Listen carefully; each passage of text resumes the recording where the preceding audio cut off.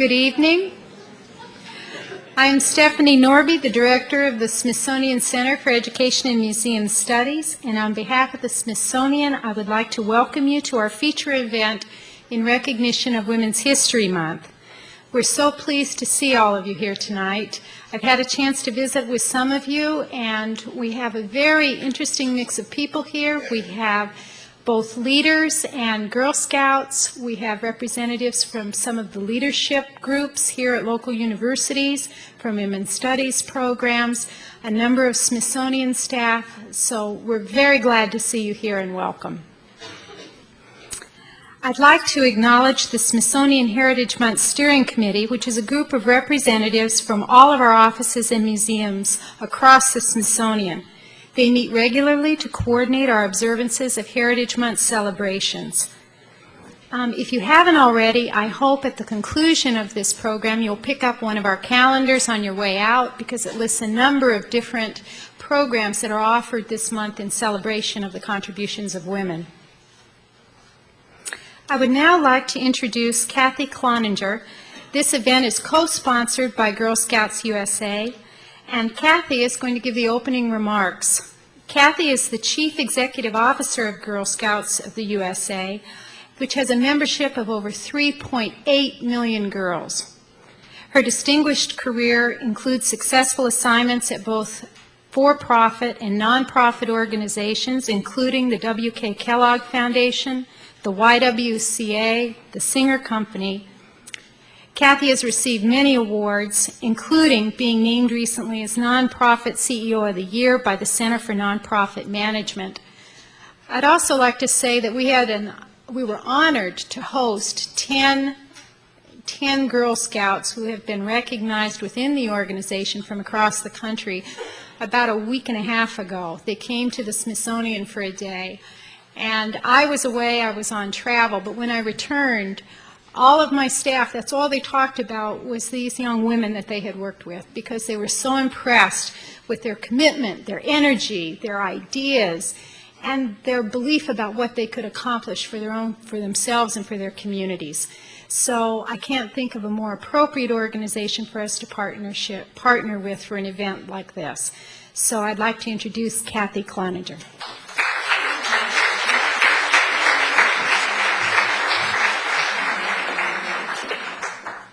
Thank you so much. I am such a Girl Scout, I have to just share this with you. Even my folder that I keep my notes in is green. Oh, thank you so much, Stephanie. We are absolutely thrilled to co-sponsor this event tonight. And we also want to thank the Smithsonian for stepping up to the plate and really providing a platform for women and young women especially to gather and talk about leadership. And I love the fact that this program tonight focuses not only on the incredible women power that we have in the room, but it focuses on the power of the next generation of leaders, which are the young women that we have in the audience tonight. I love the theme, Women Inspiring Hope and Possibility. So, of course, as the leader of the largest organization for girls in this nation, my job is all about providing hope and possibility in this nation. I also like to think that I don't know who the founding women were who came up with the great idea to have a Women's History Month. But I like to think that they knew that Juliet Gordon Low had a vision in 1912, and she happened to found this movement on March the 12th. So I like to think that we founded the Women's History Month in honor of the Girl Scout birthday in the month of March, and we are thank you.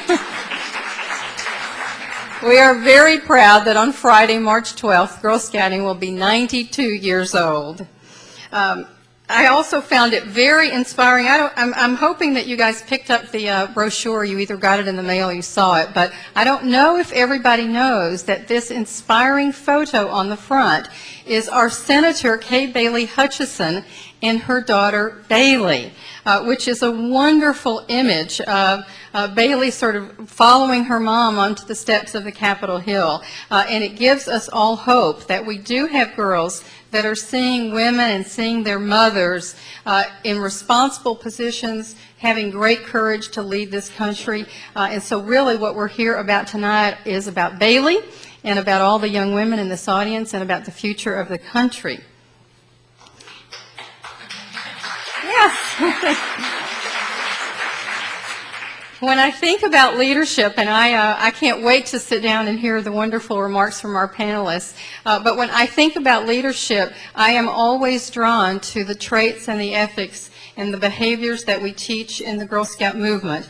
And if everyone in this country and if all of our young women all across this nation and all 3 million of our Girl Scouts grow up to live the Girl Scout law of being honest and fair, being courageous and strong, using our resources wisely, protecting and improving the world around us, and being a sister to every Girl Scout, we would absolutely have a country that is in fabulous hands.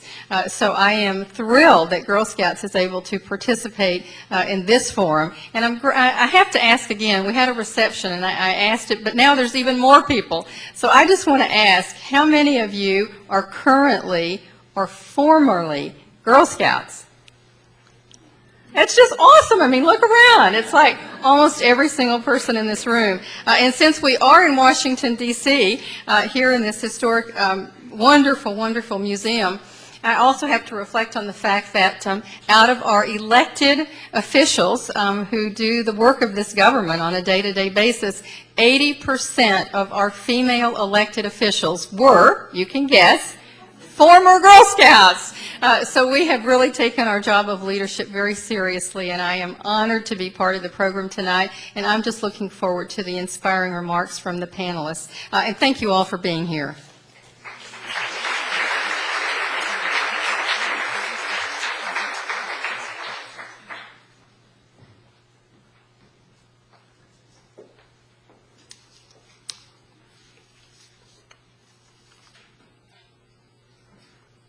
I would now like to introduce the moderator for our panel, Sheila Birk. And Sheila is the Deputy Secretary and Chief Operating Officer of the Smithsonian Institution. Before she came to the Smithsonian, she was an Executive Dean in Public Policy at the Kennedy School of Government at Harvard University and the Chief of Staff to former Senate Majority Leader Bob Dole. On a more personal note, one of the programs that I'm responsible for managing in the Smithsonian is coordinating internships for over 700 interns across the institution each year. And although for Sheila this is about this big a part of her job, on that one program, the interest that she's taken to ensure that at the very highest level among management, people see part of their responsibility of serving as mentors to the next generation has made all the difference. So I know personally about her commitment to providing leadership for the next generation, and tonight we see another example of this as she leads this panel. Sheila?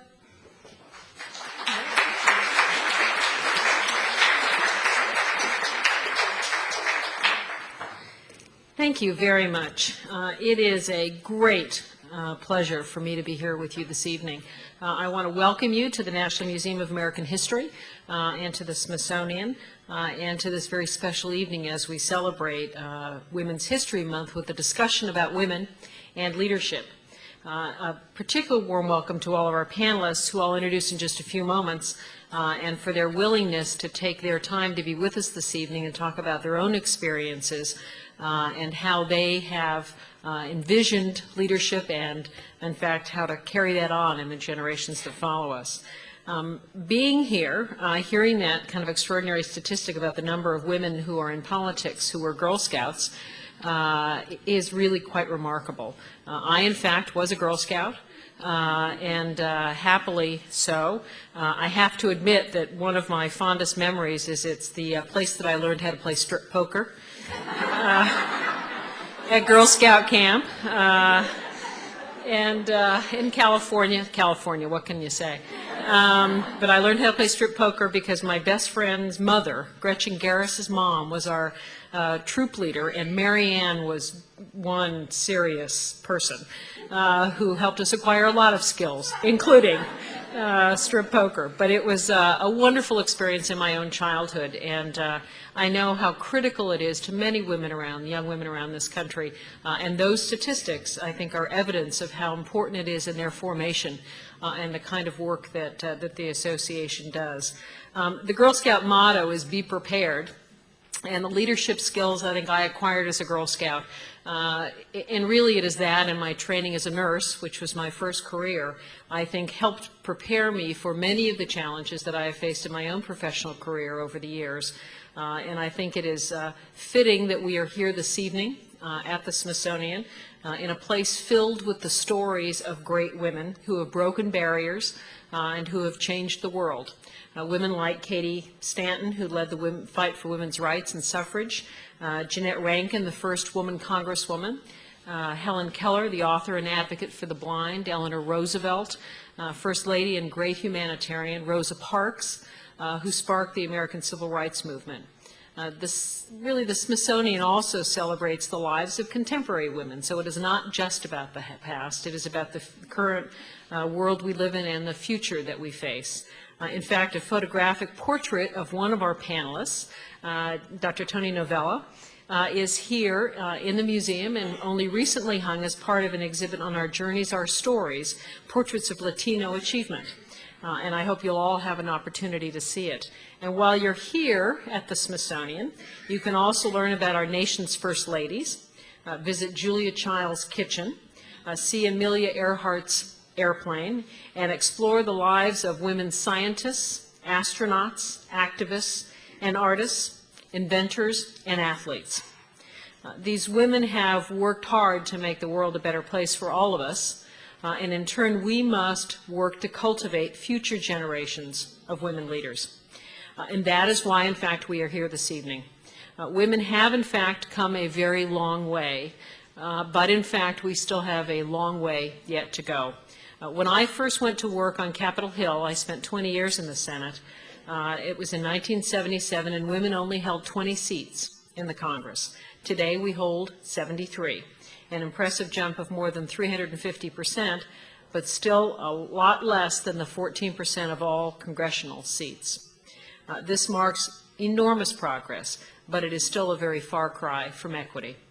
I believe that the generation of young women who are here this evening and those around the country will in fact begin to address that gap and fill that gap. We're already making progress. Today women comprise 56% of college enrollment. In fact, there are schools, I sit on a couple of university boards, and one of the challenges they face is trying to get more men to come to college because they are so disproportionate at this point. 49% of law school enrollments, 51% of medical school enrollments. In the coming years, I expect to see more and more women in positions of power as today's students become tomorrow's leaders. And I think this is in fact good news. I think women do govern differently. I think they approach challenges differently, and I think they seek solutions differently than perhaps what we have seen in the past. Our country clearly needs young, bright leaders who reflect the richness and the diversity of American society. More than 2 centuries ago, Abigail Adams wrote to her husband, and I quote, "I desire you would remember the ladies and be more generous and favorable to them than your ancestors." In the 200 years since then, women have learned that we have to stand up for our own rights and engage ourselves in the issues of the day. And so in that spirit, tonight's program will explore what lies ahead for the next generation of women leaders and what we can do to ignite and to lead that change. So let me take the opportunity to introduce our very distinguished panelists who will join me on the stage as they are introduced. Kathy Bushkin. Kathy, who I've known on and off at a distance for a long period of time, is the Executive Vice President of the United Nations Foundation, the former president of AOL Time Warner Foundation, and the former Senior Vice President and Chief Communications Officer at America Online. She joined AOL following a career in politics, in journalism, and in public relations. She's involved in a wide range of philanthropic activities and founded the Stargazer Foundation, which provides technical support to non-profit organizations. Want to join me?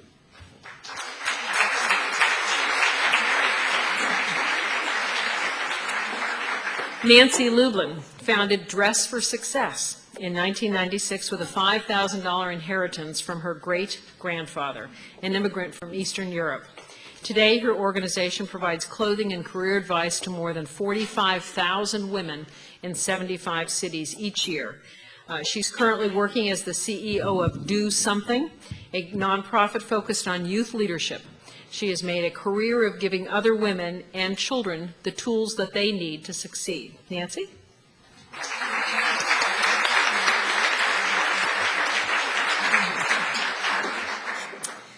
Next is one of my personal heroes, someone that I have watched from afar for years because of my own background in healthcare, have felt strongly she has given enormously in this country in understanding the challenges we face as a nation.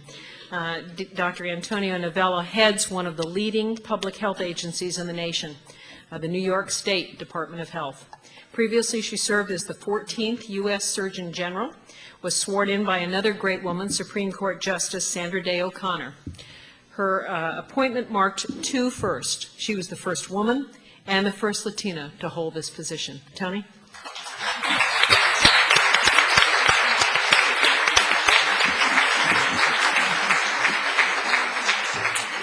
And our last panelist is Dr. Susan Rice, who is a senior fellow in foreign policy studies and governance studies programs at the Brookings Institution. Previously an Assistant Secretary of State for African Affairs from 1997 to 2001, she was responsible for implementing U.S. policy towards the 48 countries that make up sub-Saharan Africa. Dr. Rice is a member of the Council on Foreign Relations and serves on a number of boards, including the U.S. Fund for UNICEF.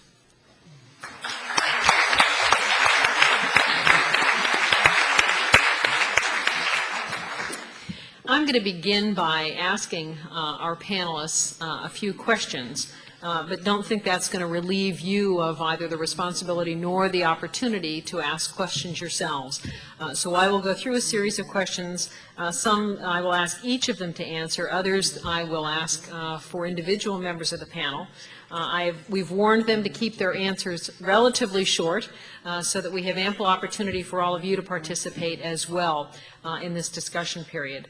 Let me begin, if I may, by asking each of them the same question, one that I suspect is not terribly easy to answer, but nonetheless, keeping their answers to 2 minutes. What are the qualities of a great leader? Kathy. All right. Well, anticipating that might be a question here, I played around with, I'm a big fan of, the 3 C's or the 4 H's, and I came up with 3 H's: humor, heart, and history.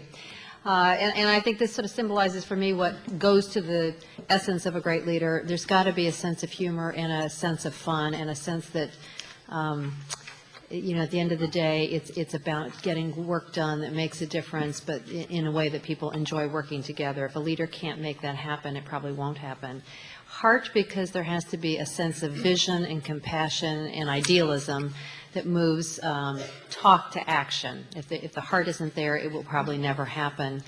And history, because too often I think people don't see their work or their efforts or their opportunities in context. And a leader who can put work and vision and goals in context, I think, can really drive people to achieve things that they might not otherwise have gotten to. Nancy. I agree with all of that, and that's one of my two reasons. One of them is two characteristics of leadership. One is passion. That if you don't believe in what you're doing, nobody's going to follow you. Nobody.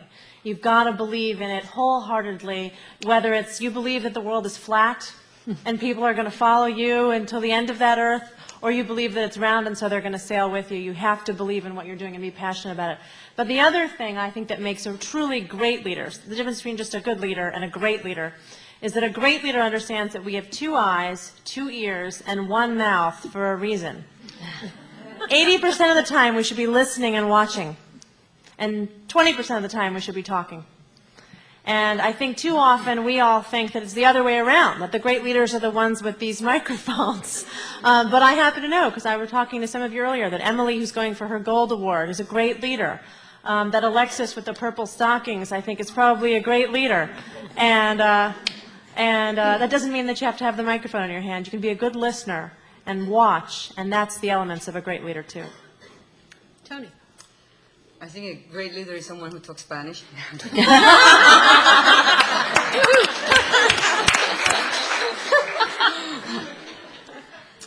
You know, it's very hard because I don't think you really know exactly what is a leader until you're in a position by which people assume you're one. And one of the things I have realized is a leader is that person who really deals with the big problems in your institution but still gives hope to people. And for that, I believe you have to have a certain sense of character and a lot of empathy. Because someday you might be the other person on the other side, so they're going to look at you to solve the issue. But I believe character is that timing where someone pays attention to what you have to say when the spotlight is not on you and when somebody has forgotten who you were, but still the right things are done, even when they do not know you exist. So I believe in character, and I believe in empathy, and I believe in dealing with the hardest problems in your institution, but still giving hope to your people. Great. One of the challenges, and perhaps one of the advantages of going last, is that many of the others have already made the best points. Let me just amplify a couple and add a few of my own. We've heard about vision and passion, and I think that's absolutely essential. Vision being the ability to conceive of a goal worth striving for and bringing others along with you to achieve it. Listening is absolutely crucial, as Nancy said, and I think that's really underappreciated. And I think, frankly, it's something that women tend to do a bit better than men. But unless and until you listen, you have no idea about the needs and concerns of the people that you hope will work with you and support you. Another one that hasn't been mentioned, but I think is important, is the ability to take criticism, in fact, perhaps to solicit criticism, and be prepared to adjust your course or your style accordingly. Again, I think that's something that perhaps women are better equipped to do than men, but not necessarily so. And one last thing, I think it's very important for successful leaders to be conscious of the need to develop the people who may come behind them, and to make that an integral part of their mission. And for my money, it's a test of a good leader as well. Susan, you get a chance to be first with the next question, and it actually follows up nicely with your final point. And that is the extent to which you've either had a role model or an experience that inspired you to succeed. Have you had that mentoring or that opportunity that made a difference? I'm afraid I'm going to give an answer that perhaps others don't want to hear. But the older I get, the more skeptical I get about this concept of role models. I've had many role models, but not a single person that at almost age 40 I can look to and say, I want to be just like that person. What I've learned is that the better you get to know somebody, the less perhaps inspiring they may be across all of their dimensions. But I think what one learns to do is to pick the best qualities out of the best people. And so that's what I've come to learn to do. And I think at different stages in your life, those people may be different. They may be teachers at one point. They may be bosses or mentors. But when I look back, I mean, and I wrestle with this question from time to time, and it's going to sound corny, but the honest truth is the most important role models to me have been my mother and father. They're still alive. They've supported me, nurtured me. They've led by example. And I know them warts and all these years later, they still move me and inspire me, as did my grandparents in different ways, who came to this country as immigrants from Jamaica and had nothing and had no education, but put their kids through school, and my mother and her brothers, and gave us all a sense of responsibility and hope and belief that we could achieve whatever we set out to if we worked hard and did our best. Tony. My biggest role model has always been my mom. Mommy is 81 years old, and she is still the principal of the junior high. And she said education is going to get you, and she pushes, believe me. But the thing is that sometimes I have two mottos. And my first motto is, you can pass me, but don't block me. And the second one is, the best revenge is success. And for that, I always remember Elizabeth Blackwell was the first woman medical student in the United States in 1848. And when she went to medical school, they thought it was a hoax. They thought she was a man, but it was not a woman. So when she was admitted, they really made her life miserable. And because I'm now working in New York, I follow her history very much, but then she grew to graduate the first in her class and then create a complete hospital for women to be able to do medical school. So that stimulated me to always be the first. But there are two personal histories that always make me feel even better, and that is, in about 1978, when I became a public health officer, I went to the U.S. Navy in Bethesda to be able to join them because they were advertising for a nephrologist, and I'm a pediatric kidney specialist. And when I went there, I remember vividly when this great recruiter, which was then a captain of the Navy, I said, I came here to apply for this job. And he looked at me, and this is true. He said, did you hear? We are looking for a few good men. Ooh. And proceeded to put his feet on the table and did not interview me. So I went ahead, crossed the street, went to the National Institutes of Health, became the deputy director of the Child Health Institute. Then I became the U.S. Surgeon General with more stripes than that jerk ever think he was ever going to have. And the second one is when I was engaged to be married, my husband had just been a straight surgical intern, and when he told me, I don't want my wife to be a surgeon. Do you want to be a married pediatrician or do you want to be a single surgeon? I said, I'll be a married pediatrician. You love them. But then I become the Surgeon General, and then I was bigger than that. So remember, you can pass me, but don't block me. And the second one is the best revenge is success.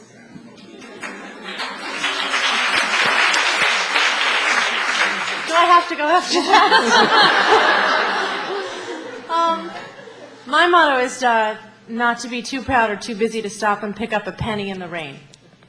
And my role model is a woman named Cynthia Wallace, who I met in 1997 in the busiest day we ever had at Dress for Success, when we were only in 900 square feet of space, and there were 8 clients all at once, and me, trying to dress them all. And one client just started helping the other clients and saying, oh, where's your job interview? Can I help you? Let me find something perfect for you. And I said to her, you're fabulous. I would love to interview you for our newsletter. Let's talk. And afterwards I spoke to her, and she said her name was Cynthia Wallace, and she was very well spoken, and she was fantastic. And I said, you know, she said, where are you interviewing? And she told me, and she said, I've been out of work for 11 years. And I said, what happened? And she told me she had a job at a company in New York that I won't name for a very long time, and then she had a child who was born mostly deaf and mostly blind and couldn't afford health care, very expensive to find child care for a special needs child, and sort of waited out her benefits. Her mother cared for Jonathan in the first 2 years of his life, and then her mother got sick, so she had to take care of both of them. And I said, well, what's different now? And she said, well, now he's 13. She had to leave her job, of course, after those first 2 years, so for 11 years. He was now 13, and she said, and he just got himself a scholarship to the Jewish Guild for the Blind. I said, that's fantastic. And I said, so now you can go back to work, and you can support him. And she said, no, now I can be a role model for him. And she was remarkable. She was amazing. And she's my role model. And to a lot of people, I think maybe in the media, or maybe who just watch too much television, to them, she's a welfare mom. And I never met a welfare mom. You know, 250,000 clients later at Dress for Success, I met people who were making ends meet on no money, who were juggling having, you know, multiple kids and multiple sort of freelance jobs and commuting 45 minutes each way, no matter what city they were in the United States, because for some reason we don't put low-income housing in convenient places. And that's my role model. And that's why I say don't ever be too proud or too busy to pick up a penny in the rain, because you will find inspiration in the most unlikely of places.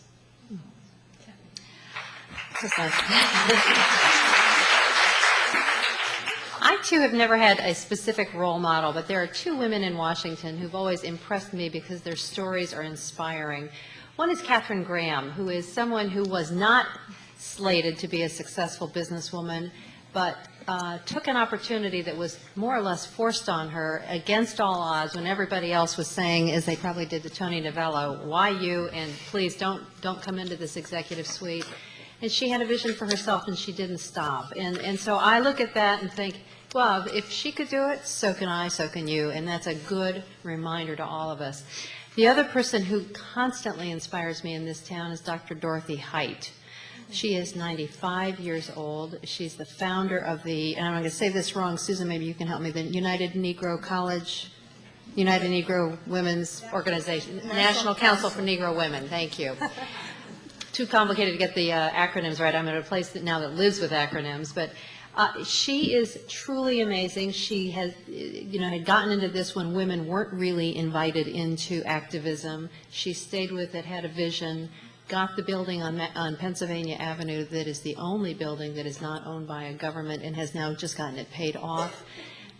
If you've ever heard her speak, she can weave the next person's speech into something she heard on the news that day, to something that happened in 1939, and she's a true lady, as well as a real inspiration. So you never know where you're going to find it, and there are women all around us who have done remarkable things. Kathy, let me turn to you for a moment and ask you to reflect, if you would, having worked in journalism, having worked in politics and public relations and philanthropy, have you sensed, or is it your view that women have, in fact, different management styles or distinctive management styles? Well, I think women do have distinctive and different management styles from men, and also from each other. I think it's not true that all women have a collaborative, affiliative, supportive, nurturing style. But I think it's more likely that you'll find one in a woman than you will in a man. Now, the interesting thing to me is to watch men adopt that style, particularly in organizations that have more female employees or where those characteristics are really more successful. And certainly some of the areas where I've worked, I've seen the female style of leadership be more accepted. Where I find the challenge for women in any of those industries is that it continues to be hard for women to speak up in meetings, for women to move intellectually and emotionally from being a part of a team to being the leader or the person who makes the decision or who is inspiring others. And it sort of doesn't matter where you are. I think women have a real challenge to have the confidence in themselves and to find the support from others to make that leap. And I couldn't say there's one industry more than any others. You'd think philanthropy would be the easiest because it's such a female-dominated world, but in truth, when I see the men and women in philanthropy, all of those same challenges exist. Kathy, just following up on that for just a second, do you sense that there are differences among the places that you've worked or the venues you've worked for opportunities for women? Are they greater in philanthropy than they are in communications? Are they greater in technology? Do you have a sense that there is, in fact, a variance of opportunity available? I think there certainly is in the media and communications industries and philanthropy. Technology has been incredibly hostile to women for two reasons. It has historically been a field that too few women went into for the wrong reasons, because it's really a field that women should excel in. It's all about talking to consumers. It's not about technology. And it's a field that has been a killer, and maybe we'll get to this later, in terms of lifestyle. So, that has been an issue that I think women have struggled with quite a bit. I think it's hard to judge across industries these days, because industries are all melding. Everything now is 24/7, and a lot of issues that sort of separated industries before that made them more female or more male, I think have really been blurred. Susan, turning to the policymaking process, similarly in terms of people's experiences, have you found that the presence of women increasingly in policymaking positions have had an impact on the outcome, on the policy itself? And are there examples where you think that having had a woman in the room around an issue made a difference in terms of the outcome? I'm hard-pressed to point to a policy experience that I can say has turned out differently as a consequence of women or a woman being in the room. But let me explain why that's the case. I spent most of my time in making national security policy, and there are very few women still that end up in the Situation Room, for example, at the White House, when it comes time to decide on a matter of national security. And even though Secretary Madeleine Albright got a great deal of press, you'd be very surprised to learn that there are not many others who would end up in the room even when she was there. And in that environment, perhaps I'm sorry to say, but I'll be very candid and say that I think that because it's such a male-dominated field, because there's a fair degree of macho around the table, that the women that are there almost go out of their way not to be seen to stand out or take a different view, that one of the guys might say, well, you know, she's just being a girl, or that's a chick thing. I mean, there's a lot of that kind of thing that goes on, and I think so that the women are trying to be as tough and as hard-headed as the men. But I can say that in my experience there have been ways in which being a woman has been both an advantage and a disadvantage. When I was at the State Department, I ran the Africa Bureau and the 43 embassies in sub-Saharan Africa that the United States has. And a lot of my day-to-day work was with another woman who was my counterpart at the White House, the President's Special Assistant for Africa. And I had had different counterpart relationships, some with men, and in this instance, one with a woman.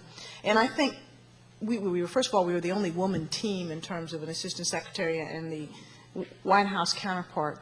And while I think it's important to say that women can be mean to each other, and you can't count on women in every instance to do the kind thing to another woman, when you have a woman who is about the business, is trying to get something done, is selfless and committed, and you have two such women like that, I think you can get a huge amount done. And I think in that instance, because we weren't competing, we weren't trying to tear each other down, you know, we were pulling in the same direction, I think we had a whole lot more horsepower than we might have otherwise. And I have not had that kind of relationship of quite that same caliber and closeness and trust with any of my male colleagues. We literally viewed ourselves as interchangeable, and we were able to get a great deal done that way. I could go on. I don't want to monopolize the time. Well, I wonder if you might just take a second as well to talk a little bit about your sense of women in other cultures and the number of women around the world increasingly who are taking leadership positions and how they're faring in those positions. Well, I think the good news is that there are more and more women finding their ways into senior leadership roles in government around the world. But the circumstances of those women varies tremendously from country to country, region to region. I had the privilege to attend a conference in December here in Washington of women politicians and civil society leaders from around the world.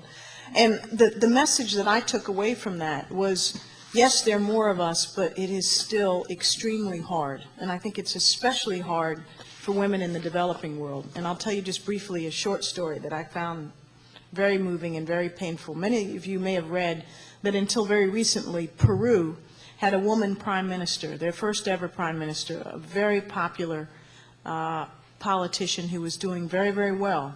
And because she was deemed a threat to the political establishment and a potential presidential candidate, some of her opponents began to tear her down and, in fact, put out in the public domain allegations that she was a lesbian.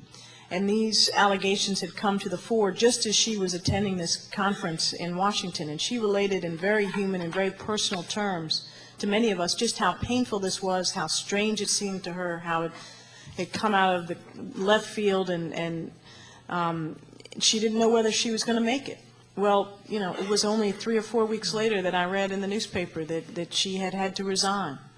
And here was, you know, someone of great skill and experience who was doing a lot for a country that needed it and couldn't go on. And I think in fairness, it was an attack on her based largely on the fact that she was a woman.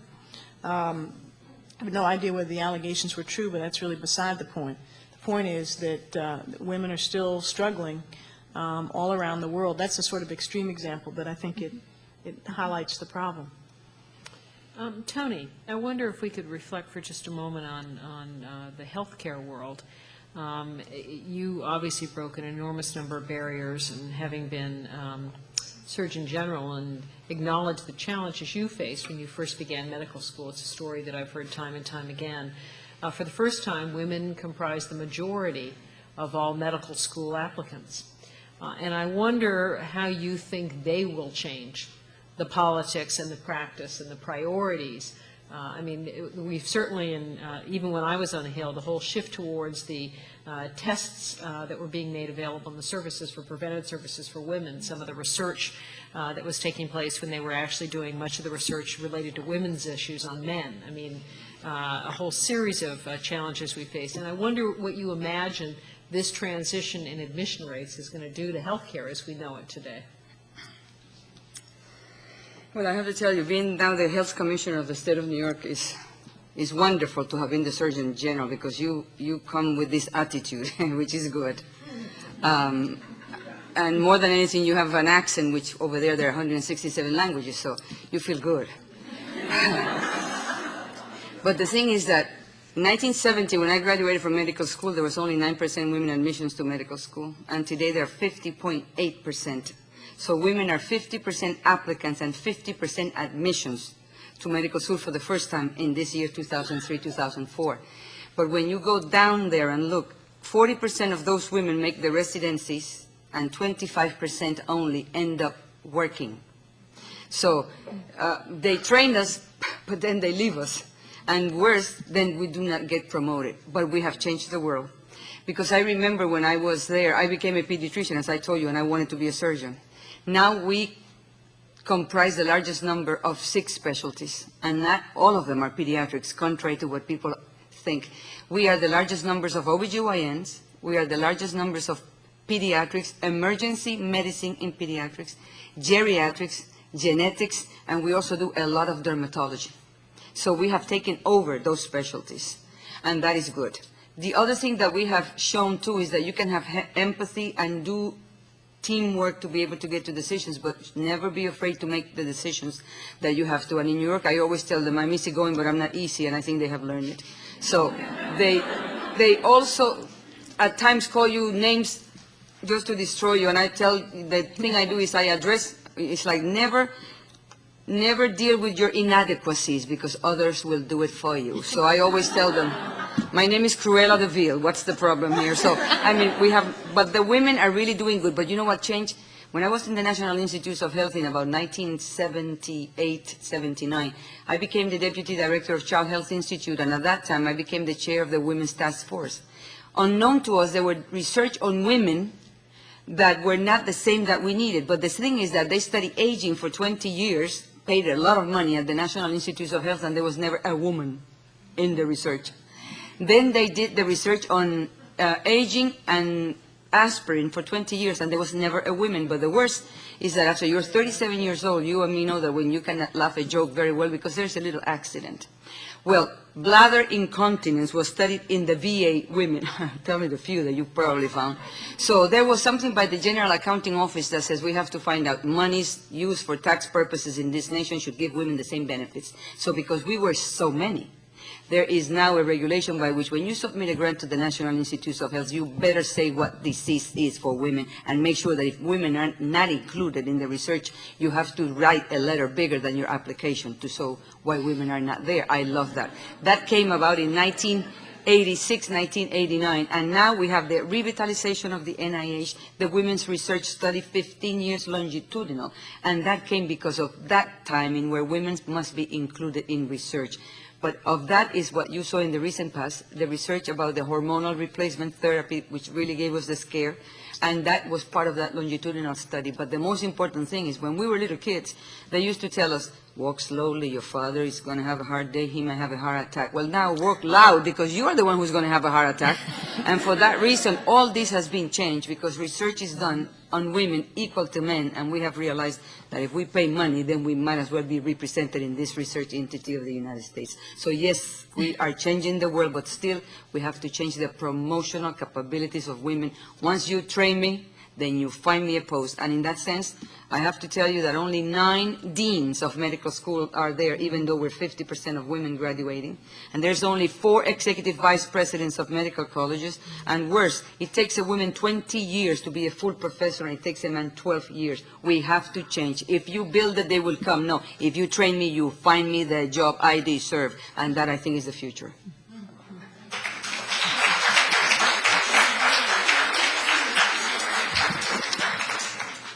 Nancy, I'm sorry.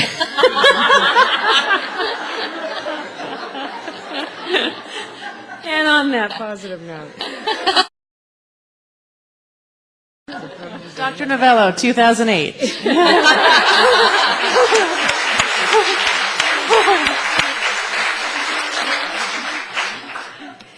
Nancy, I wonder if you could, I wonder too. yeah. You can dress her when she finds She that looks job. great. I know. I can't even help there. Talk a little bit about how That's you so made a bad. decision. You were given an opportunity, you were given an inheritance. I hated law school. You know, what advice would you give other women as they look at their opportunities and make decisions between a variety of things they would like to do? How did you go about making that decision, and how would you suggest other women look at what it is they're prepared for and what it is they truly have in their hearts to do? How do you make those choices? I made my choice in about 2 minutes in an elevator, in haste, and I recommend it. I was a miserable law student. How many people want to go to law school? Oh, don't. Okay. All right. I'm not saying don't go, but I'm saying go with your eyes wide open. And in the elevator. And take the elevator. I was a miserable law student. I came home and it was a rainy day in February, kind of like today, ugly and cold. And I had one of those backpacks on full of legal textbooks, which they only make in the 3-inch version, and the font is like this tiny. They're really boring. And I came home and there was a letter in my mailbox with the return address from a lawyer in Hollywood, Florida. I didn't even know there was a Hollywood, Florida. And I sort of gingerly opened up the envelope because I had had enough law school to know that if you get a letter from a lawyer you've never heard of before, you're probably being sued. So I sort of gingerly opened up, and inside is a check made out to me for $5,000, which is a lot of zeros for a law student.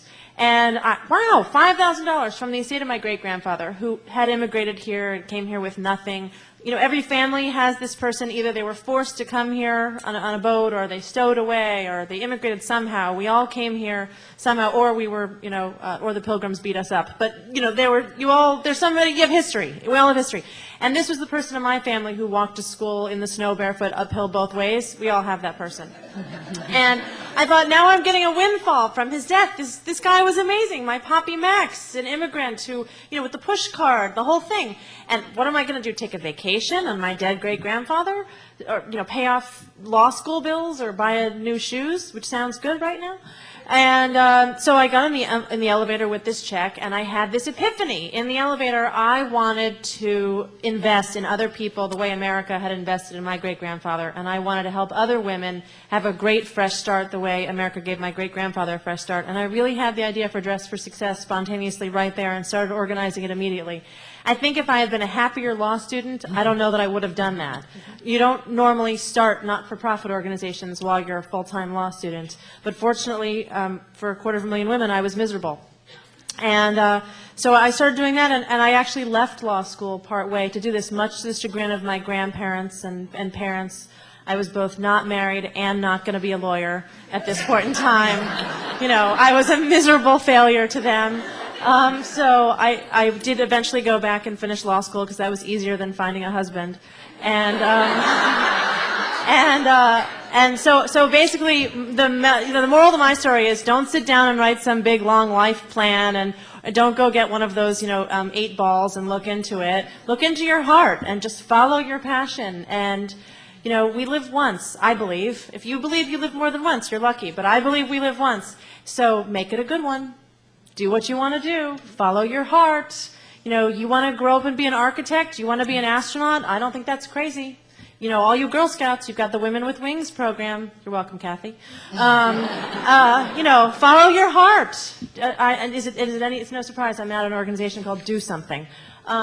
There's no method to my madness. I guess that is the method. What has surprised you since you began the Dress for Success? Have you found that you did not expect to find, either in the women that you were assisting or in the methods that you found to assist them? What didn't you expect? I have learned more doing running Dress for Success and now running Do Something, being an entrepreneur, than I ever learned at any fancy school I ever went to. And we went to the same school at one point, so she knows what I'm talking about. I've learned so much from people, again, from listening and from watching. And I have to say, to stick with the sort of theme of the panel, I've not often felt discrimination based on my gender. I have often felt discrimination based on my age. And I'm saying this in particular because there are a lot of young people here in the audience. I have been told many times, normally I have a ponytail. I thought I'd leave my hair down for you all today. I've been told many times to chop off my ponytail. I'd be taken more seriously. I've been told come back in 20 years, then you can add a 0 to this grant proposal. I've been told, you know, maybe if your hair were a little grayer. I mean, I've heard it all. That's really discouraging. And especially when you started with your remarks, Sheila, and when we've talked about our role models, most of them are either very old or dead. I mean, seriously, can we name a woman role model under the age of 40 in this country? Can anybody? And don't tell me Britney Spears. She doesn't have a high school degree. I'm sorry. I'm really frustrated with holding out role models whose belly buttons I know far too well and who don't have high school diplomas. Those are not role models. And I face a lot of discrimination based on my age. Interesting. Let me ask, I'm going to open it up and let all of you have a shot as well, and there are microphones on both sides of the audience, so queue up while I ask this last question. Queue up. Somebody stand up. This is your chance, ladies. So stand right up and speak. Last observations, just initially, from any of you about other comments by your fellow panelists or other questions that I've asked of others that you want to have a chance to answer. Yes. Can I, Sheila, because I really wanted to chime in on the issue of age discrimination. In my circumstance, I sometimes wonder when I've felt discrimination to what to attribute it. Is it because I'm female or African American or young? And sometimes it's been because I'm an American, but whatever. It's hard to parse these things, but I think my experience really, especially in government, with respect to age, was serious. And as Nancy says, it can be discouraging. But you can't do anything about your age. It's like your race. You know, you're stuck with it, your gender. But I was 32 when I started at the State Department as Assistant Secretary for African Affairs. And I was the youngest Assistant Secretary for a regional bureau in the history of the State Department. And the State Department is a wonderful, professional, fabulous institution, but it is also an overwhelmingly white, male, conservative, pinstripe, kind of clubby environment. And there are two kinds of people in the State Department. They're the career Foreign Service officers, and then they're the career civil servants who are generally treated like second-class citizens. And then once in a while they let a few political appointees in, like myself. And coming in at that young, not having been a career Foreign Service officer, perhaps in part also as an African American and a woman, I walked into an environment that was at best largely skeptical and in many instances hostile. And the challenge was how to lead in that context and how to get stuff done, because I was coming there not to be liked. I wasn't trying to win a popularity contest, but I was trying to get important things done on critical issues. And the challenge of building respect and, to the extent possible, building friendships and getting stuff done in that environment, I can't overemphasize. And when I look back and I think, you know, that was kind of young to walk into that environment. And I can sort of see with a little more gray hair on my head how that must have looked to some of my colleagues in their 50s and 60s. It's not impossible. You can overcome it. And you can't do anything about it. All you can do is do your best. But I think it's important for young people to understand if they have the opportunity to get to a relatively senior position at an early age that you haven't won all the battles. In some respects, they're just beginning. Tony. One of the things that people always ask me is, have anyone been prejudiced against you? I'm not going to let you ever make me feel prejudiced, ever. And remember, the best revenge is success. But I have always followed great men in these professions. I follow Dr. Coop. And the first thing they told me is, how are you going to follow the steps of Dr. Coop? I said, I'm not a podiatrist, I'm a pediatrician. But on the same token, that puts you, as women, we always want to be the best we can, even if we're following a great one, or at least do not destroy what he or she did in the quest of trying to be better. I have found one thing in my life that has helped me, and it's so many times we women protest so much because the job is not good, the work is not good, we are miserable. Believe me, I have found that when you protest a lot, and don't do something about it, you're the problem. And for that reason, I always say, when in doubt of you're happy or not in your job, lateralize. Get away before you become the problem rather than the solution. And the case in point is, my biggest problems at the beginning of my career were not with men, were with women. Because there's always a story that I don't know if it's real or not, but it was suggested that a president had a party in his yard one day and there was a big bucket of land crabs. And they said, Mr. President, you do not have that cover, and they are trying to escape. He says, look, those like women and minorities, when one gets to the top, the other one pushes them down, so you don't have to cover them. And so few things in 1970 for women probably get it much more competitive. And I remember I went to this particular woman and I said, I want to be this. And she said, you're too young. You really basically cannot run this program. I remember $2 million program and I was not good enough. Now I deal with $32 billion, 2 million by my stamps. So, but what I suggested and I did to myself is, am I going to fight this woman and make me feel bad? Or am I going to lateralize, become invisible in her eyes, but build? So while she was looking some other way, I was 1.5 years in the U.S. Congress trying to learn health policy, master's degree in public health, full professor of Georgetown, and when the time came, I saw her and said, remember me. So do not dwell on your deficiencies. Somebody else will put them out for you. But when you're angry at your work, move, build, then look back and be happy about it. But if you complain and do not do something about it, you are the problem. And therefore, then if you don't do anything, then you have to be responsible for your own failures.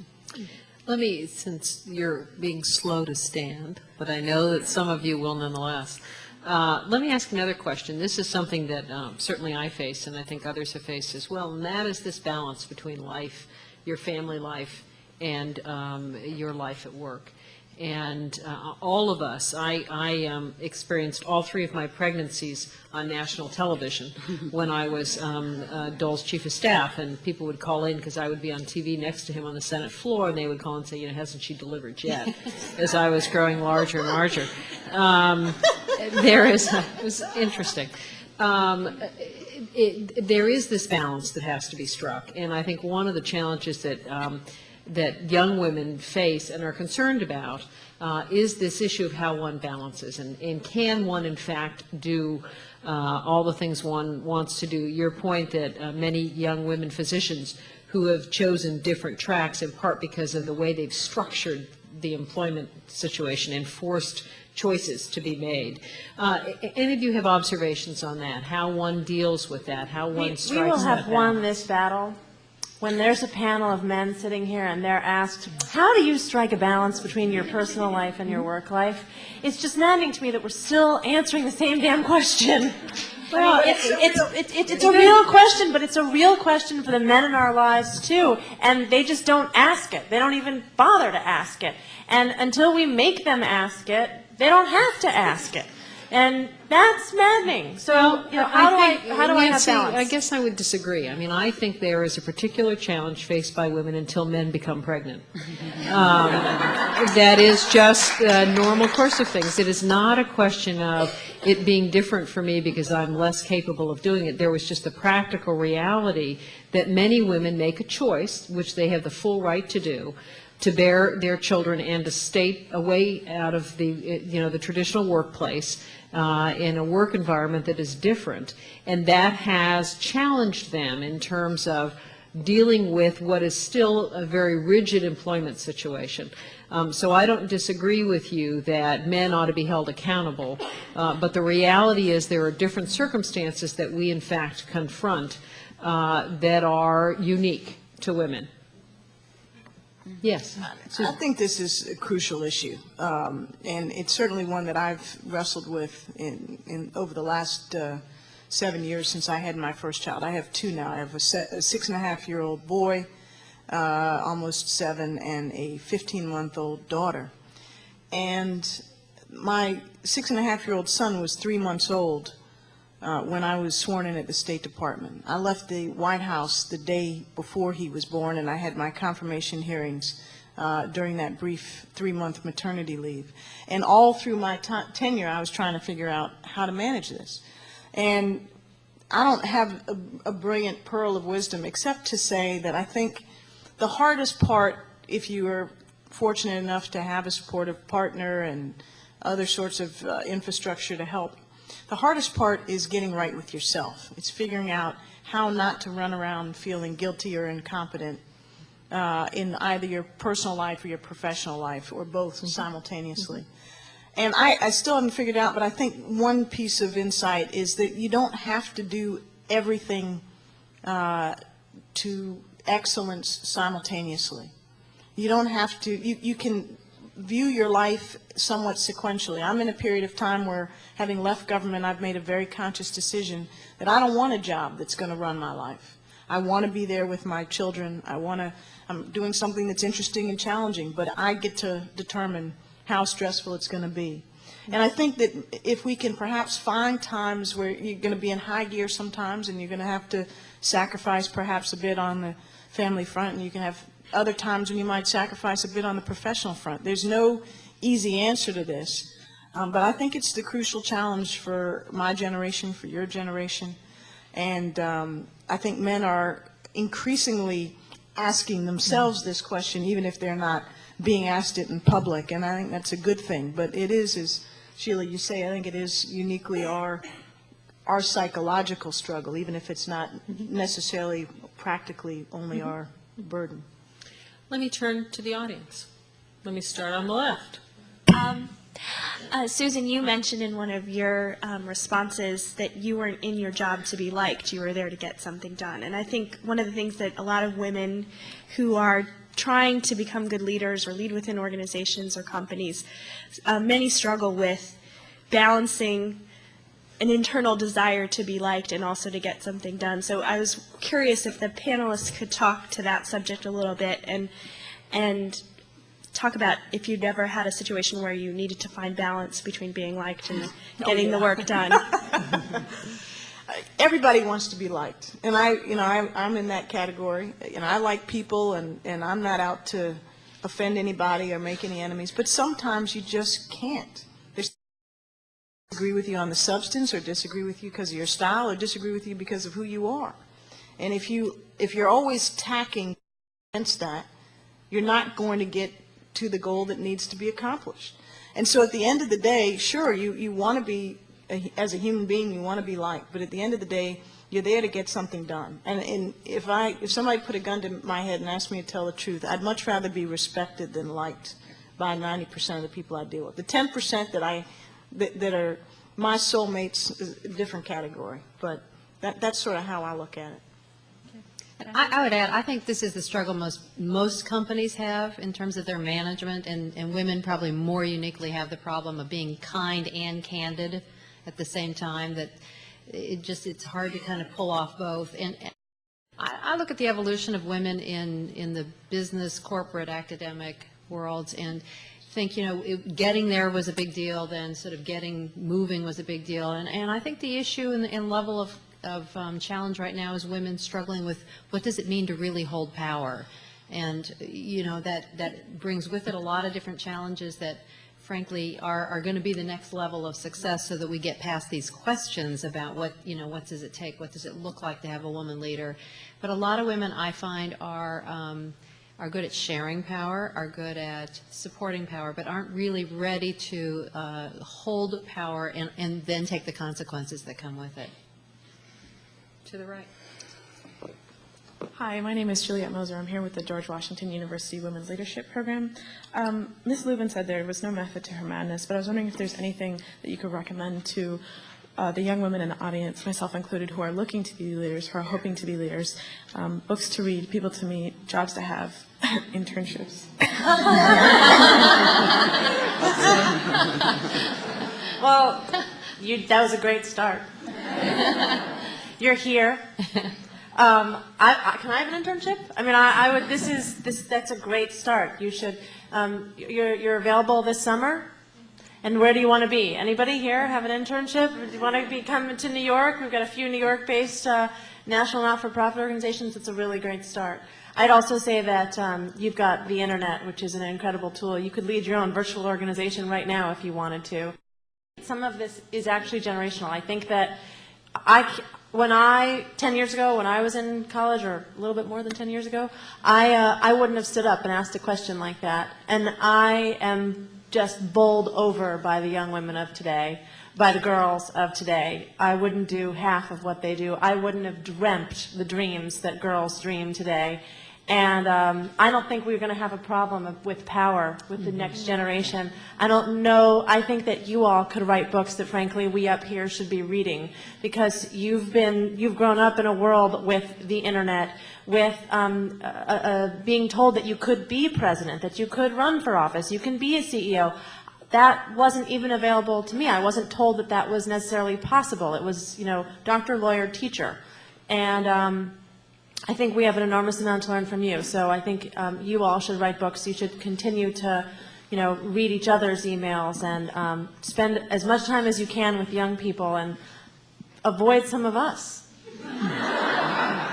I would recommend a book called Primal Leadership, which is by the author of Emotional Intelligence, which gets to this whole issue of kind of what are the valued skills in the workplace today and in anything you do. And it really, I think, for women, plays to a strength that we have anyway, which is to trust our gut and our instinct. Tony? I don't want you to get too emotional, but sometimes we tend to believe that everything is easy, and it's not. And I tend to believe that you first have to get some sort of education. Things do not come easy unless you're educated, especially now that it's suggested that we are going to need 2 degrees to be able to be successful. So I will get educated. You learn things by reading, and you learn things by emulating and observing. So then I would suggest as well internships or the lives you like. I learned that government has a lot to do with my life. So I spent 18 months in the Hill trying to learn things that were important, because for me, a diploma behind me means I gained something. It just doesn't look good or matches my clothes. So education is key. You will only make $19,000 in your life if you have no high school diploma, but you will make $1,000 if at least you have a bachelor's degree with a master's degree. So start there, and education is going to be key. Now, you do not have to be a total A student, because I have found that the best doctors I know are not the ones that were geniuses in their classes, because those ones do not have the empathy that is needed to connect with your patient. And the case in point, I spent 18 months in Congress, and the 4 people that did the fellowship with me, one became Assistant Secretary for Legislation, one became the Director of the Food and Drug, the 3rd became the Surgeon General, and the 4th became the Director of the Health Resources Administration. So do learn how government works, and do that, because things do come your way. So education first, and then emulating other people as you learn with them as they do their everyday work. Thank you. Yes. Hello. May I ask 2 questions? Sure, if you may ask them quickly. Okay. But if you would also tell us your name and where you're from. My name is Anna Maria Bernardino, and I'm with the Women's Studies group at Montgomery College at Rockville, Maryland. And I'm here with the Tacoma Park group tonight. My 2 questions, the first question would be to Susan and Antonia. When your representatives, such as your congressman or your congresswoman, your senators, are not aiding you, helping you, what other organizations can you turn to receive help, and so that your voice is heard? I mean, just very simply, I've written, writing letters and meeting with the caseworkers and field representatives, and when you don't receive a response, when you know it is from the, the field representative, who else can you turn to? Well, it's a little hard to answer that question effectively without knowing sort of to accomplish and what the issue is. But generally speaking, if you can't get the attention of the people who are elected by your colleagues and paid by the taxpayers to represent us, then the best way to get their attention is to jack in a different direction. Like November. Well, not just vote them out. That's what Tony said. But Sheila might not want to, maybe not want to add to this, but elected officials respond to the press. They respond to attention, positive and negative. And they respond to what they perceive to be a groundswell of interest behind a particular issue among their constituents. And so if you can try to manufacture some pressure from a different direction, if you can't, with your own voice, get attention, that's an option.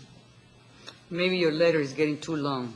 I find that I get attention grabbing when the paper is short, the memo is 2 lines, the purpose is big, the solutions are big, and it will cost me nothing, and it might get me in the news. Then immediately I get you back. So these letters of mea culpa, how do I love thee and solve my life, they usually put them out there for somebody else to answer. I get them every day from my own congressman and my own senators. But I find that if you really believe in something, find a person that identifies with you, short letter, the purpose. What will this solve? How many people will be touched? How much will it cost? And how can I be able to meet with you and give you much more of this? That is the good way to start. But otherwise, when the letters are too long and too painful, is one more thing that we just get rid of because we're also humans. Okay. Second question, quickly. My second question is directed to Kathy. Regarding Martha Stewart, I am extremely upset with what's been going on. Not only has she just been prosecuted, but extremely persecuted. And I wanted to know your opinion if you believe that she has been an easier target than the other figures in media, male figures in media. Address that. I'd appreciate that. That's a good question. There is a lot of controversy over that. I come down on the fact that she lied and got herself in trouble, and whether she was a man or a woman, that was going to happen. I thought her defense also played to all the wrong ideas, bringing other celebrities into the courtroom and not treating her like a serious business professional. So I thought the whole strategy around her case was wrong. You know, what's bothered me is that women seem to be delighting in her demise, and but it is women and men, because maybe she represents something that people don't like to see in a woman's success, and in a woman who sort of epitomized a kind of a caricature of what a woman who is successful is like. But I don't think that's how her ruling came down. I think it was truly, you know, this is what's happening to people who are doing wrong and not facing up to it. If she just admitted in the beginning on $40,000 that she'd made a mistake, she'd be selling Kmart sheets still. And I think she will pay greatly, because her company will probably not last. And it's going to be very interesting to me to see what Kmart does, for instance, with her product line that's in her name. I don't know if women and men customers will reject that, or if they'll continue to buy it because they recognize the quality and not the name. It's going to be very interesting to see how this all plays out. But I think the basic mistake was one that had nothing to do with her gender. Hi, my name is Tiffany Wesley. I'm also in the Women's Leadership Program at George Washington University. And my question is, a lot of times being in this program, we get greeted with the term feminazi. And I was just kind of wondering what your opinion on that term was, if it's good, if it's bad. Like which term? Feminazi. Feminine. Ladies? I don't like it at all. As a Jew, I really hate it. I have to also say, to compare anything, frankly, to 13 million people, I have a real problem with. To call anything Nazi, that's just belittling what really happened in World War II, which was disgusting. And I'm a feminist, and I'm proud. And I think we need to get back to that. What is this, you know, post-feminist world? I'm not done. We're not post anything. So I would look in the eye and say, you're right, I'm a feminist, and I'm proud. Question. Good evening. My name is Therese Virgo, and I'm an international consultant. I have a question that I'd like to address to, I guess, the coordinator of this conference. First of all, I want to thank the panelists. You're my best mentors tonight, so I'm really learning a lot from you. And I think the audience is also appreciating this. And I've noticed that in the audience, we do have a few men. humans, but we also have a few men. And my question is, since we're here to talk about our challenges in the society, and since we're more or less 50% on both sides, why aren't there any men maybe as observers or on this panel, or was it really defined to be strictly women panelists? Because sometimes we can benefit from their feedback as well. I think I'm not. Stephanie may want to address this, and she was helped organize it. And my sense is, obviously, it was an open program, and certainly from the audience standpoint, it was open to anyone to participate, and the information was. So there was certainly no intention to limit it. With respect to the panel, I think it was as much the opportunity to identify women with whom other women could talk. There's no question that men have a great deal to say and a great deal of interest in these issues as well. But one of the challenges, I think, in dealing with young women in particular is to identify women with whom they can associate and provide that opportunity to see women in those positions and to hear their experiences so they might learn from that. Not to suggest that an experience of a man wouldn't be useful as well. But the focus here in particular in this month and in this sort of series is to provide as much an opportunity for women to see role models and women to see other women and talk with them as anything else. I think that was really sort of the fundamental reason for the decision. Sheila. Yes, Tony. There was another study also that men managers and women managers were asked one question, and the question was, how come you don't think you get to the top as fast as you should? Men suggested that it was because they didn't have too much line management experience, and the same women at the same level said, it's because I am not allowed to have the networking that men have. So at this stage of the game, either we learn how to play golf, or we do meetings like this so we can really share from other women. To the right. And I'm going to give you fair warning. We have about 3.5 minutes left, so I'm going to try and get through as many as we can. And those of you who wish may stay around and chat, but we're going to end our formal program at 8. Carry on. Good evening. My name is Stephanie Wright. I'm an arts education manager at an organization that promotes art education in public schools. And I completed recently my master's and did my undergrad and master's back to back, and this is really my first position. And you guys spoke about it today in your panel about finding stuff that inspires you and keeps you going. But really, how do you keep yourself motivated in what you're doing, keeping yourself passionate about what you're doing? I constantly read, but I also can't invite the authors I'm reading out for coffee, so I can also pick their brains. Motivation. I mean, this is a bit of an iconoclastic answer, but I think if you have to ask yourself that question, then maybe you're not doing something that is the right thing for you. Yeah. And you understand this may be not your ultimate objective, but if you're looking for passion, you'll know it when you find it. You won't have to look for it. Which sometimes takes a lot of courage, in all fairness, and sometimes leaving something after investing so much education and things. I have to confess, after 7 years, I found a Dress for Success, I ran it for 7 years, and I left, which is mashugana. Let me translate that. It's crazy. And, you know, to invest so much of yourself in something, you know, Frances Hesselbein, for example, leaving the Girl Scouts, people have left things that they were once passionate about, and sometimes there's a need for a career change. And even when you've invested a lot of money and a lot of times and things, but we can get bored.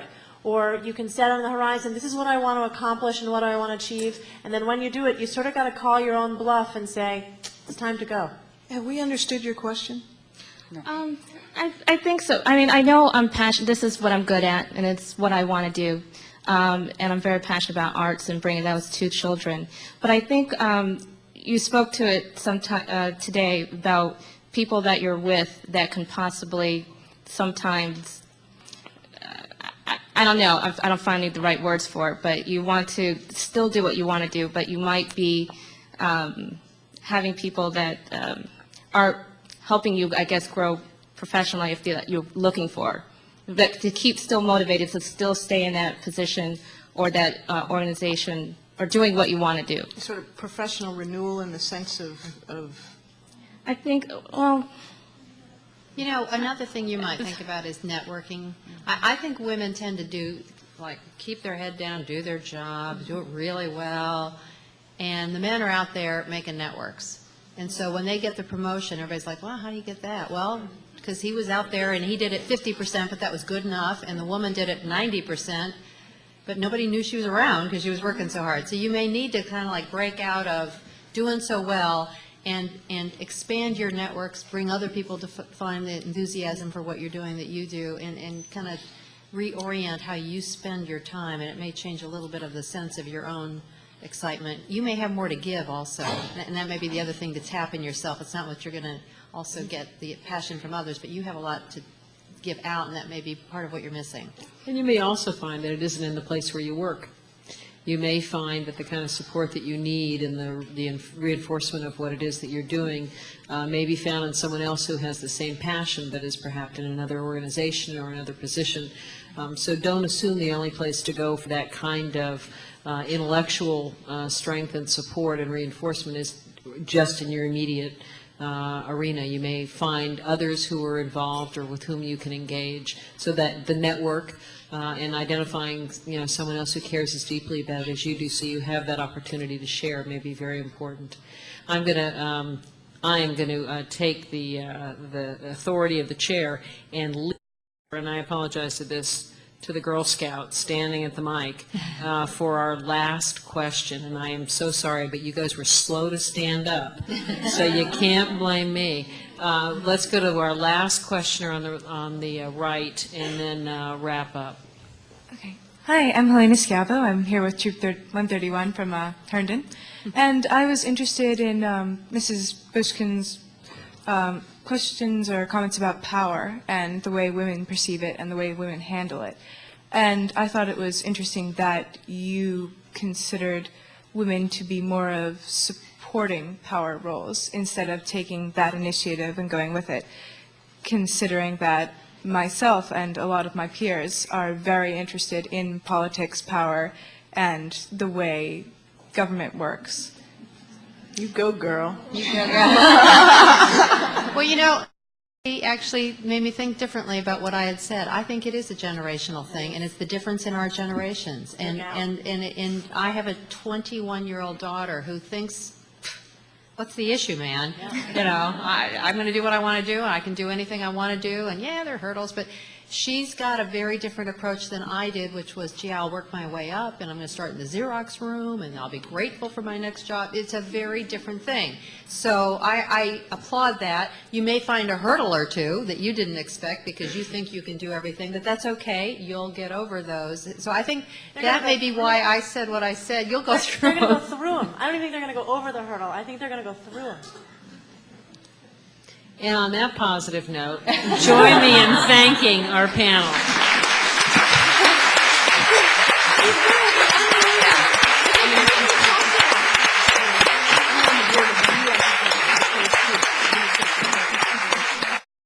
Thank you all very much.